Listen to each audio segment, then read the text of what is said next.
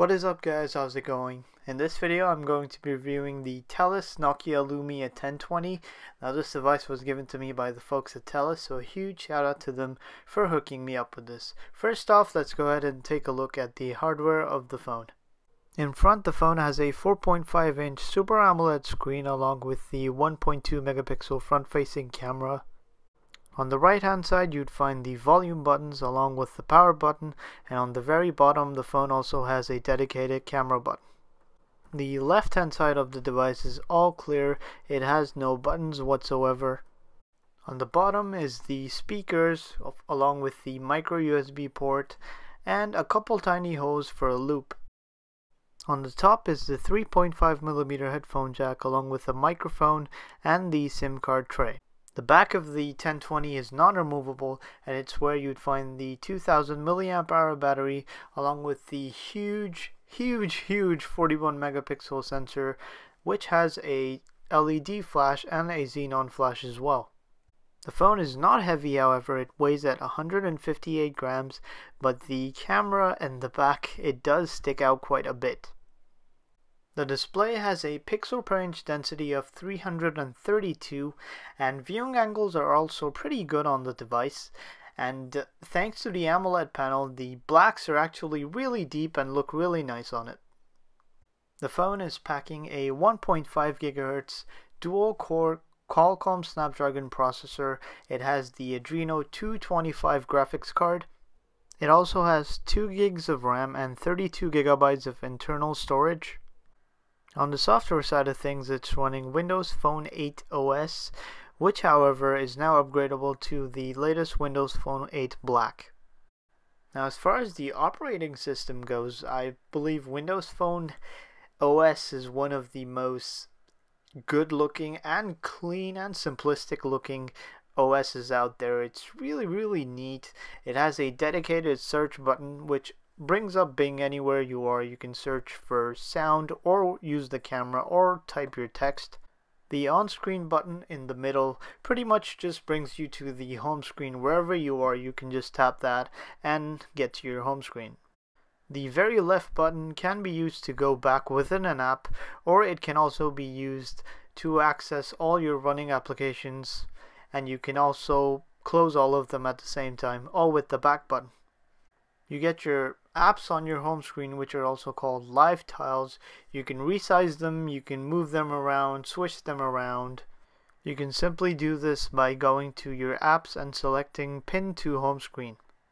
Windows Phone OS is a pretty clean OS, but the only thing bringing it down is the lack of apps. Now, although many huge titles are now available, titles such as Instagram and Viber, I really have high hopes for Windows Phone OS, and with their Android X phone already announced, I really look forward to that, and hopefully we'd see a ton of Android apps really soon on Windows Phone OS.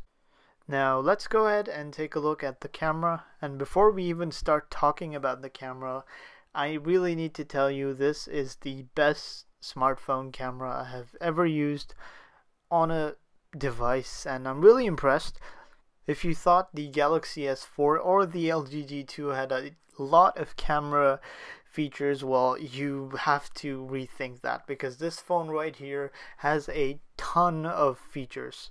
It has the most features I have ever seen on a camera in a smartphone. This is the first smartphone I've ever used in which you can manually focus. You can control the focus on the lens, which is pretty cool. You can set the exposure levels, you can set the white balance, you can set the aperture, you can set a whole bunch of stuff. I can go on and on, but you really need to go ahead and try this camera out to see what it is or what it's capable of. There are also quite a bunch of Nokia camera lenses, which are basically apps that you can use for the camera that have different features in them. Now after taking a picture, you can also edit the photos. You can set different themes for it. You can also autofix it. I found the autofix to be pretty cool. It usually turned a really dull picture really bright and made it look pretty decent, although it wasn't really at the time it was taken. For example, I took a picture when snowmobiling and I felt that it looked a bit dull, so I auto-fixed it and, well, it looked lively.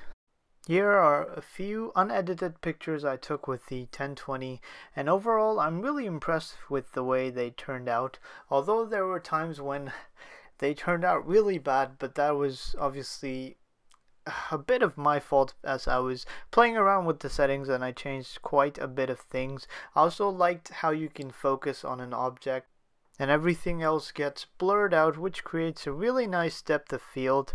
I shot a few videos too, and overall I'm impressed with the video quality as well. As you can see, you can actually see the snow falling down, and I also loved how the camera usually would automatically focus on anything I'm looking at. I'm sorry about all the snow, guys, but that's pretty much what we're getting here right now in Canada. Now if you're someone who wants to do a lot more with the camera, well, you're in luck. The phone also comes with a camera grip case, which is sold separately. It also has a battery, so it also keeps the phone charged up. Although it adds a bit of bulk, it's really nice as it gives you a tad bit of grip and it gives you some extra battery life. So if you're that movie maker or filmmaker or director or whatever, this would definitely help you in getting those nice shots and perfect panning for your videos or photos. Now as far as gaming goes, I did a bit of gaming on the Lumia 1020 and I'm happy to say it did handle those games pretty nicely. They ran really smoothly and I ran into no lag or any jitter or any stutter at all. Now to sum up this review, this phone has me impressed all because of one thing, and that is its camera. Its camera is really good and I would definitely recommend it to anyone that is looking for a digital camera or video camera replacement when going out on a vacation or just going out to take pictures. But do keep in mind that this is not yet a DSLR or a professional camera replacement, so don't think about replacing this for that. Anyways guys, that will be all for this review. If you liked it, please feel free to give it a thumbs up and do subscribe to stay tuned to more of my stuff. If you have any questions, feel free to leave them in the comment section below, and also feel free to follow me on any of my social networks. Thanks for watching and I'll see you guys in the next one.